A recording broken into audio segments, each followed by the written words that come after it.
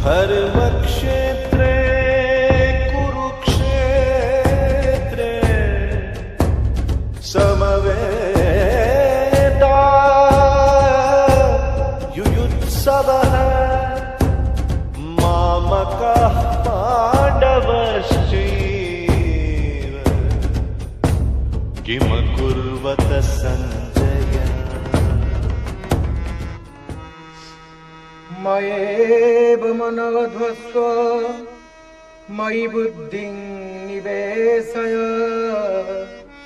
निवसिष्यसि मज्जेव अत ऊर्ध्वं न संशय। भगवान अर्जुन को कहउछन्ति, हे अर्जुन मज्जेव मन अध्वत्स्व, मो पाखरे मन को न्यस्त कर। मज्जेव मन आध्वत्स्व, मन को संश्लिष्ट करिबे। आमे आलोचना करुथिले पूर्व पर्याय रे जे जेते बेले मनुष्यर देह त्याग हुए, जेते बेले ये जीव घट परिवर्तन करिकी चली जाए, सेतिकी बेले पांचटा इंद्रिय सहित मन मध्य जीवात्मा सहित अन्य घट परिवर्तन रे सांगे था। एवं आमर जो ए जन्म रे जेते सबु कर्म करूचे से शुभ कर्म हेई पारे बा अशुभ कर्म हेई पारे, से संस्कार हेई पारे बा कुसंस्कार हेई पारे बा सुसंस्कार।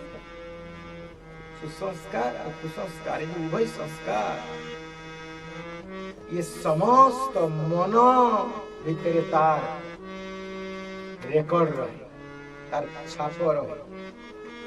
एवं এই संस्कार को लेकी मन जीव सहित सब बेले थाए। के पर्यंत थाए ना जे पर्यंत जीवर सद्गति न हेची, जे पर्यंत जीवर मुक्ति न हेची, जे पर्यंत जीवर भगवत प्राप्ति न हेची, से पर्यंत ए जीव सहित मन थाए। श्रीमद भगवत गीतारे 15 अध्याय रे भगवान अर्जुन को कहिसंती, ममैवांशु जीव लोके जीवभूतः सनातनः मनः षष्ठानीन्द्रियाणि प्रकृति स्थानि कर्षति। हे अर्जुन, ये जीव होची मोर अंश आउ मन होची प्रकृतिर अंश।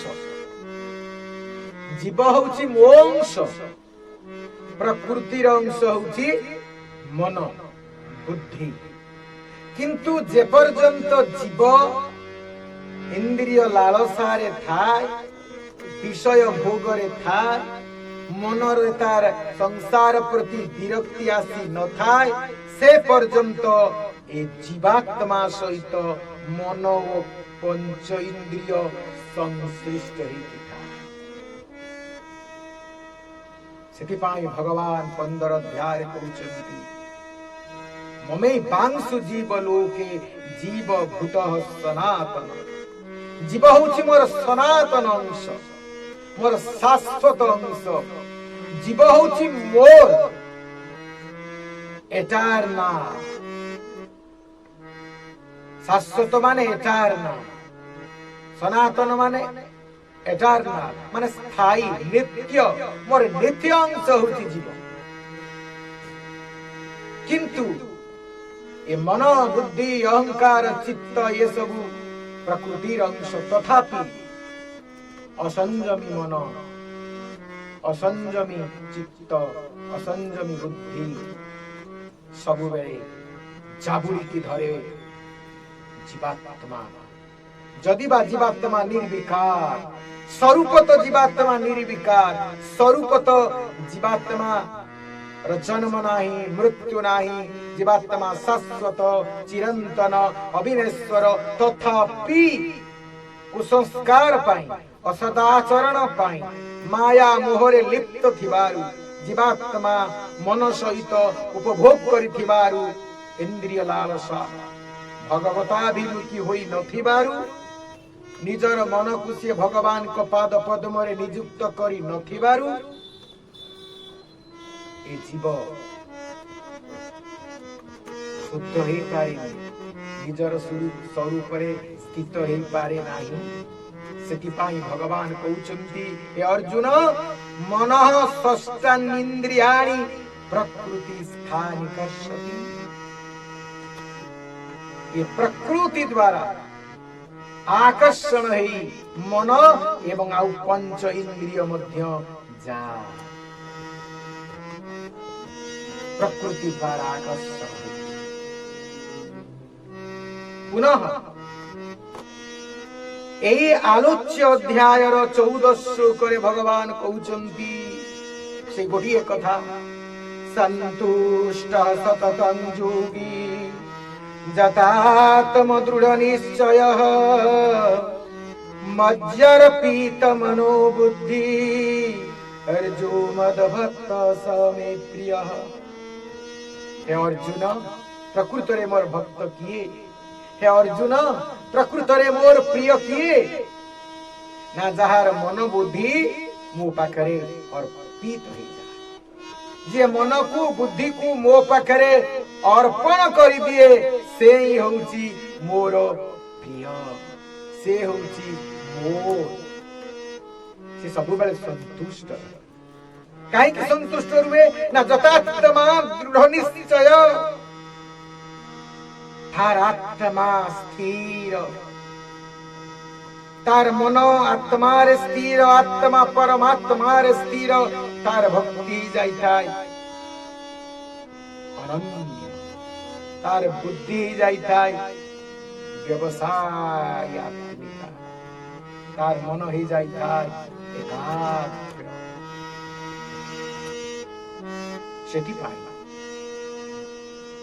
से मन आउ इंद्रिय को आउ ता पाखरे आवश्यक पड़े, कारण मो मन ही ता मन ही जाए, ता मन ही मो मन ही जाए, मु ही तार सब किछि ही जाए। प्रकृति इरेसियाउ बांधी के रहे नहीं। मन रखंतु मन होची प्रकृति रे अंश। मु बारंबार कहिछि श्रीमद् भगवत गीतार 7म अध्याय रे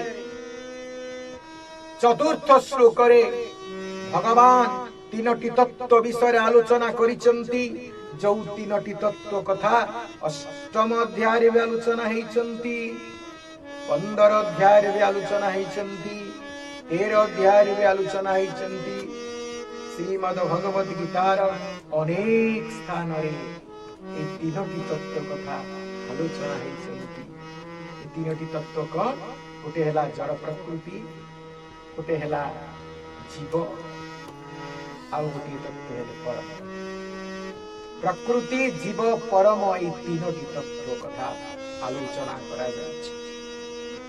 7म अध्याय 4th श्लोक रे भगवान कहिसंती भूमिराप नर वायु खंग मन बुद्धिरेव च अहंकारं इति अंग में भिन्ना प्रकृतिरष्टधा। मोर जो 8टा प्रकृति अछि, अष्टविधा प्रकृति, ए अष्टविधा प्रकृति भितरे भूमि राप नल वायु खंग मन बुद्धिरेव च पंचभूत पृथ्वी आप तेज मरुत व्योम एवं मन बुद्धि अहंकार ए 8टा होछि मोर प्रकृति। तेणु ए मन प्रकृति अंश हेइथिबारु ये मन मोर सनातन अंश नुहे, ये बुद्धि मोर सनातन अंश नुहे। ये प्रकृति, ये मोर प्रकृति, किंतु जीव मोर सनातन अंश। आमे परवर्ती पर्यायर आलोचना करिबा जे भगवान ए मन बुद्धि को जदि प्रकृति कहले, प्रकृति रे भगवान कर प्रकृतिर स्वरूप कौन, आमे पुनः आलोचना करिबा। हरि हरि। ॐ मङ्गलम् ओङ्कार मङ्गलम् गुरुमङ्गलम्